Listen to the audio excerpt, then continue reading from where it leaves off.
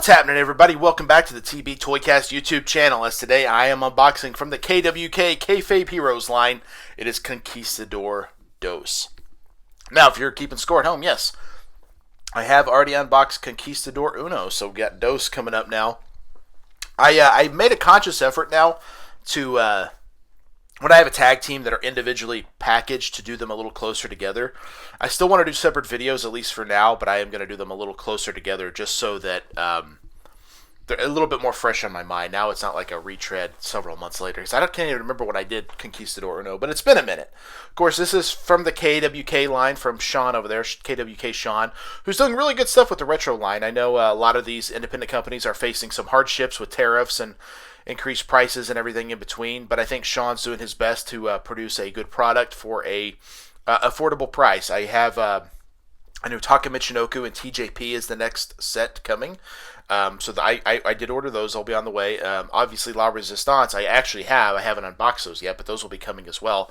And then a new version of Max Moon, a new Barry Horowitz I have also ordered, as well as coming up is Ox Baker. I haven't picked up Ox yet, but I will have till the end of the month, so no rush on that. Of course, we got his ring jacket just like the last time. Classic Hasbro style card with the red on there, which is really cool. Conquistador Dos. We got the autographed KWK brand, the picture 1 of 280. Of course, he does several variants of these, which is always fun. Of course, you got all of Series 1 there.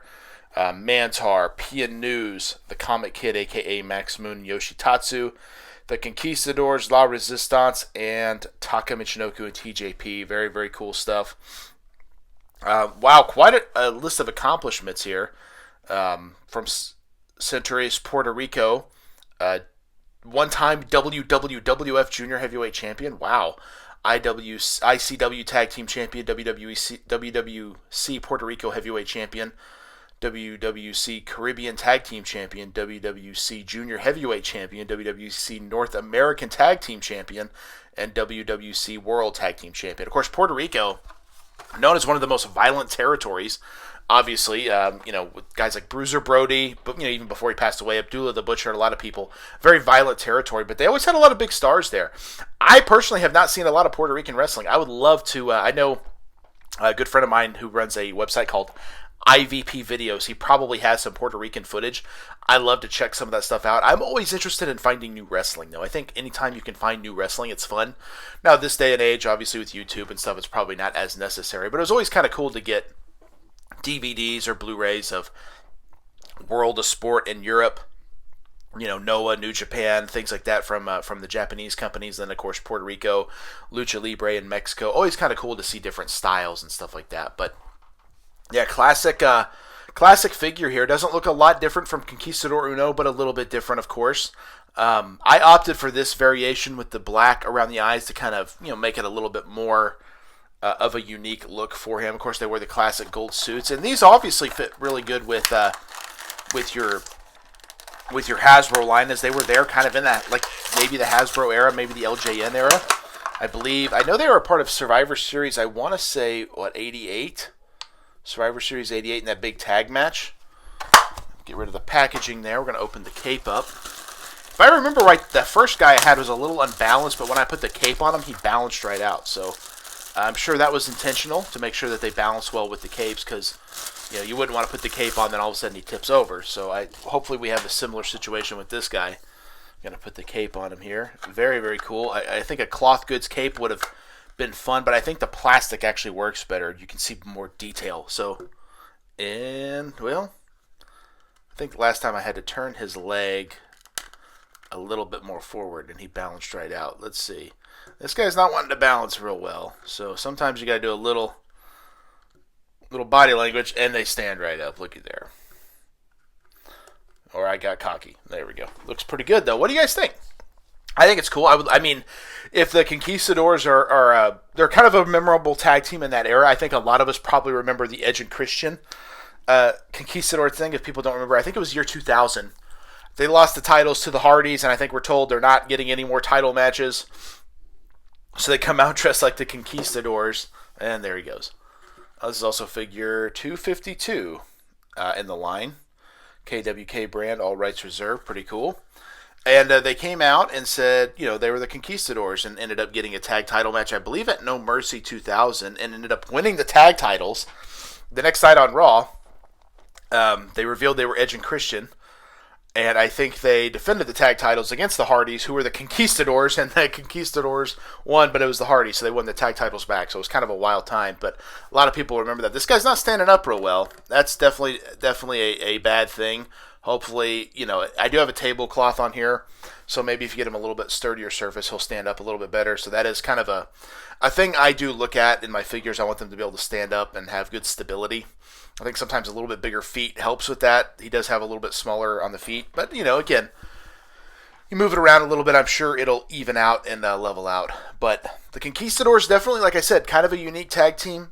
I think one that we all remember from the 80s, but probably don't remember a ton about them. But I think it'd be fun to get the Conquistadors and the Big Rubber Guys line. I don't know if that's something that's on their radar right now. I do know, as we record this, at San Diego Comic-Con in 2024, they announced kind of basically their entire slate leading up to now, and I'm pretty sure everyone they've announced has happened. I think the only one that hasn't happened so far, if I remember correctly, was Coco Beware. He's been announced but hasn't been released yet or talked about yet, with the exception of Danhausen and like King Haku, but we know those are both coming. So I'm kind of curious at, SDCC 2025 if the majors announce a ton of new Big Rubber Guys moving forward, like who they have signed, if they have anyone huge, under a deal. It'll be very interesting to see. The Conquistadors, I don't necessarily think would be on their radar, but you never know. I do know they recently announced the Sabu Big Rubber Guy, so that one's coming. And, maybe we'll see some more ECW guys. I'd love to see a Shane Douglas Big Rubber Guy. I think he would be fun. Tommy Dreamer would be really fun. A guy like Rhino, I think, would be a fun one. I don't think Sandman's probably doable with the WWE Legends deal, but you never know. Those deals expire all the time, so who's to say? But overall, what do you guys think? Did you guys collect the KWK figures? I know that he recently dropped the price point on these quite a bit, and so they are a lot more affordable. Of course, things in the world happen with tariffs and stuff, so we're not sure how that's going to be moving forward, but usually comes up with several different variants of each character. I know Max Moon had 2. The most recent one, I think Barry Horowitz had 4, and Ox Baker now has 3, including an exclusive from J&J Figures over there. So if that's something you're interested in, make sure to check it out. But again, I know a lot of these characters, a lot of these retro companies are hitting characters that maybe we don't always need. What are your guys' thoughts on that? I know retro fatigue is a very real thing, and I think it's going to be interesting to see what happens moving forward with some of these companies where they're putting out characters where we buy it because we want the retro figures, but maybe we don't necessarily need it. I feel like that happened a little bit here. I think it happened with La Resistance where FOMO did kick in, and I was like, okay, I got to get those. But I'll be honest, I did not order Title Run toys, none of the figures. I don't know if it was just too much, and I'm like, I'm kind of over it. I want to allocate my money elsewhere. But at the same time, all these toy companies are going to have price increases, probably even affecting the independent companies. So that's sometimes one of those things where you have to kind of think about, okay, I can only buy this much or I can only buy that much because our paychecks aren't really going up right now, right? So we have to kind of allocate that and figure out what is important for us to buy. And I think every toy collector will have to go through that to some degree. So let me know what you guys think. Is this something you're into, not into, want to add to your collection or not? I think it's a cool figure. I think having the Conquistadors is awesome. It's definitely a deep cut, but I'm all about the deep cuts, so keep these guys coming. I would love to see a lot more characters. And I think a 6-inch style, Conquistadors would be fun. LJN style Conquistadors would be fun. So let's get some different variations of these guys. I think that would also be really, really cool. So we will see what happens. But make sure, I appreciate you guys checking out this TB Toycast unboxing. Make sure to check out some of my other unboxings like Conquistador Uno. You can check him out in the archives. If you're a Thundercats fan, how about Lion-O and Monkey from the Super 7 Thundercats line? If you're a fan of Spawn, how about Commando Spawn, Medieval Spawn, or Saber from the Spawn line? All really fun unboxings. If you're a big fan of the Animal Warriors, that line's been a lot of fun. How about Pale? How about Cordoon? And how about, of course, the Feralus Stalker? All available over there from the Animal Warriors line. How about, if you're a Simpsons fan, the deluxe figures like Vampire Burns, Radioactive Man, and of course Furious Homer, and of course so many others. How about Total Justice Batman? Just unboxed that the other day. Really, really fun figure, so check that out as well. Lots of cool stuff to check out in the archives. And also, of course, check out What's on the Pegs. If you want to know what I'm finding on the pegs, what I'm seeing, what I'm looking at, check out What's on the Pegs every Saturday. Really, really fun show. And then, of course, once a month, I've got Tales of the Toy Box, where I kind of do a deep dive into a specific toy line. Episode 1 and 2 are both available. I recently covered G.I. Joe Street Fighter and WWF Hasbro Series 1. Both a lot of fun and both available in the archives. And how can I forget the TB Toycast podcast? That's the flagship. We have a new podcast, over 100. I think we just did episode 187 or 188. So nearly 200 episodes. So going strong still. Check out TB Toycast wherever you get your podcasts. We have a different main event covering a different toy line, plus talk all the news and the happenings in the toy world on that particular week. So check those out as well. Lots of fun stuff there. And of course, make sure to check out at KWK Sean, and make sure you can find his figures, I believe, on Asylum Wrestling store and also on J&J Figures if you want to pick up any of the KWK line. I can't say enough good things about them. Every figure's got their flaws, but I think overall these figures look fantastic, and Sean is doing amazing work over there. And hopefully the line continues for years and years to come. But thank you guys for checking out the TB Toycast YouTube channel, and we will see you in the toy aisle. Yeah.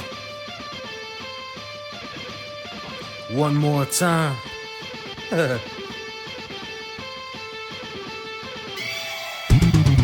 It ain't over till I say it's over. So lock the cage up, cause this is a takeover. The wait's over. If this the final time we meet, then you'll be on your back on my feet. Then I'll tip the cage over as a hangover. I'm super fly so I can splash off the top. And I can shut down the shop.